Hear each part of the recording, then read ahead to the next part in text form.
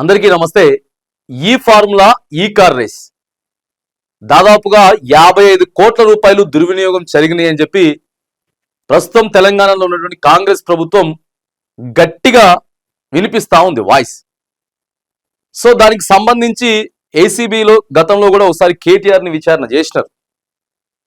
ఈ రోజు కూడా మరి విచారణకు పిలిచారు, నోటీసులు ఇచ్చారు. ఈ రోజు పిలిచినటువంటి నేపథ్యంలో సర్వత్రా ఉత్కంఠ నెలకొన్నది. మరి BRS party working president KTR ని అరెస్ట్ చేసే అవకాశాలు ఉన్నాయా అని చెప్పి తెలంగాణ భవన్ కి పెద్ద ఎత్తున, బీఆర్ఎస్ పార్టీ ఆఫీస్ కి పెద్ద ఎత్తున ఇలా కార్యకర్తలు కావచ్చు, నాయకులు కావచ్చు పెద్ద ఎత్తున హాజరయ్యారు. ఈ నేపథ్యంలో సర్వత్రా ఉత్కంఠ నెలకొంటూనే కేటీఆర్ ఘాటైనటువంటి వ్యాఖ్యలు చేసినాడు.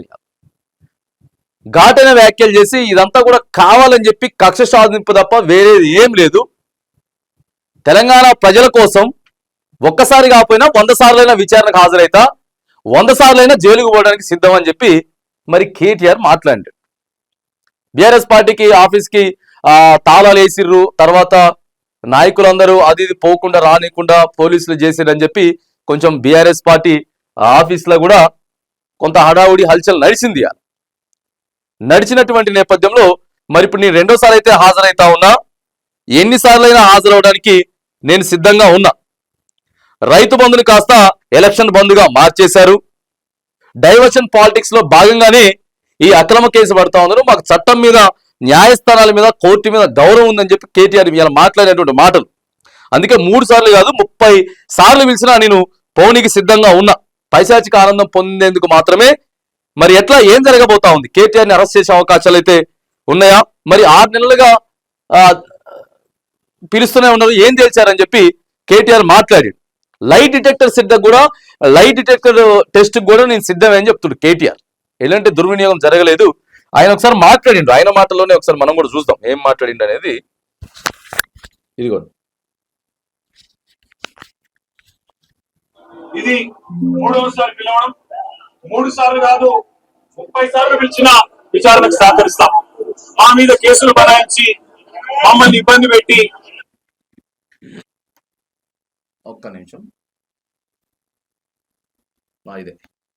గౌరవం ఉంది కాబట్టి ఎన్నిసార్లు విచారణకు పిలిచినా వస్తామని చెప్పినా, ఇది 3వసారి పిలవడం, 3 సార్లు కాదు 30 సార్లు పిలిచిన విచారణకు సహకరిస్తాం. మా మీద కేసులు బనాయించి మమ్మల్ని ఇబ్బంది పెట్టి, కమిషన్లు వేసి మమ్మల్ని ఏదో ఇబ్బంది పెట్టినంత మాత్రాన, వేధించినంత మాత్రాన ప్రజల తరఫున ప్రశ్నించడం బంద్ చేస్తామనుకుంటే అది కాంగ్రెస్ ప్రభుత్వం యొక్క అవివేకం, అజ్ఞానం అవుతుంది తప్ప ఇంకోటి కానే కాదు. పెద్దలు కేసీఆర్ గారిని, పెద్దలు హరీష్ రావు గారిని కాళేశ్వరం కమిషన్ ముందు కూర్చోబెట్టి మీరు పైశాచికంగా పొందొచ్చు. ఇవాళ ఏసీబీ ముందుకి విచారణకు పిలిపించి కొంత మానసికంగా రాక్షసానందం పొందుతా ఉండవచ్చు, అవసరమైతే అరెస్ట్ కూడా చేస్తారు కావచ్చు. కానీ ఒకటి పక్క, తెలంగాణ కోసం గతంలోనే జైలుకు పోయి వచ్చిన వాళ్ళం. హైదరాబాద్ బ్రాండ్ ఇమేజ్ ను పెంచే ప్రయత్నంలో భాగంగా, హైదరాబాద్ బ్రాండ్ ని కాపాడే క్రమంలో తీసుకున్న ఒక నిర్ణయం వల్ల మళ్ళీ జైలుకు పోవాల్సి వచ్చినా భయపడేది లేదు. ఒకసారి కాదు 100 సార్లు అయినా జైలుకు పోతాం, కానీ వదిలిపెట్టం కాంగ్రెస్ ప్రభుత్వాన్ని, కాంగ్రెస్ పార్టీని. మీరిచ్చిన 420 హామీలు, మీరిచ్చిన దొంగ 6 గ్యారంటీలు, మీరిచ్చిన డిక్లరేషన్లు, ఇవాళ మీరు లోకల్ బాడీ ఎన్నికలకు సిద్ధమవుతా ఉన్నారని చెప్పి వార్తలు వస్తా ఉన్నాయి. రేవంత్ రెడ్డి గారు నిన్ను మొత్తం రాష్ట్రంలోని బీసీ వర్గాల ప్రజలందరూ గమనిస్తున్నారు. 42% రిజర్వేషన్ ఇచ్చి 42% రిజర్వేషన్ ఇస్తాం అని కామారెడ్డి డిక్లరేషన్ లో చెప్పి మోసం చేసి ఈరోజు స్థానిక సంస్థల ఎన్నికలకు మరి రిజర్వేషన్ ఇవ్వకుండానే పోతున్న వైనాన్ని కూడా బీసీలు గమనిస్తా ఉన్నారు. రైతు బంధు పేరిట ఎలక్షన్ బంధుగా మార్చి ఎలక్షన్లు వచ్చినప్పుడు మాత్రమే రైతు బంధు చేస్తున్న విషయాన్ని రైతులు గమనిస్తున్నారు. నెలకు 2500 ఎగ్గొట్టిన విషయాన్ని ఈ రాష్ట్రంలోని మహిళలు గమనిస్తా ఉన్నారు.